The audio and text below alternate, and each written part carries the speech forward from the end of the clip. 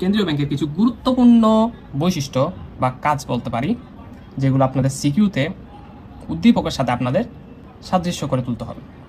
তাহলে বৈশিষ্ট্য আমরা দেখি প্রথমে যে মুদ্রা বাজার নিয়ন্ত্রণ করে। কেন্দ্রীয় ব্যাংক কী করে?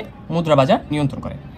মুদ্রা বাজার বলতে হচ্ছে যে বাজারে স্বল্প মেয়াদি ঋণের দলিল ক্রয় বিক্রয় করা হয় তাকে মুদ্রা বাজার বলা হয়।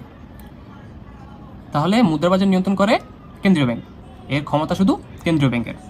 এরপরে যাওয়া যাক 2 নম্বর বৈশিষ্ট্য হচ্ছে নোট ও মুদ্রা প্রচলন করে। একটি দেশে নোট ও মুদ্রা প্রচলন করার ক্ষমতা শুধু কেন্দ্রীয় ব্যাংকের হাতে থাকে। এরপরে নিকাশগড় হিসেবে কাজ করে, ঠিক আছে?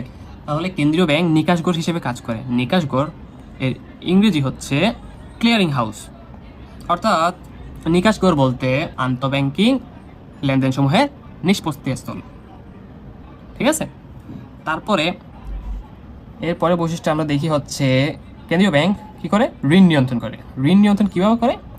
বিভিন্ন পদ্ধতি ব্যবহার করে বা বিভিন্ন নীতি ব্যবহার করে, যেমন জমার হার বৃদ্ধি করে, তারপর ঋণের বরাদ্দকরণ বৃদ্ধি করে, তারপর ব্যাংক হার নীতির মাধ্যমে, এভাবে অনেকভাবে কেন্দ্রীয় ব্যাংক ঋণ নিয়ন্ত্রণ করে থাকে।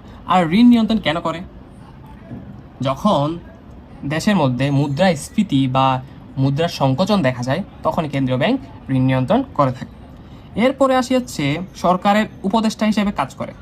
কেন্দ্রীয় ব্যাংক সরকারের উপদেষ্টা হিসেবে কাজ করে। আমরা জানি যে কেন্দ্রীয় ব্যাংক হচ্ছে সরকারের ব্যাংক হিসেবে পরিচালিত হয়।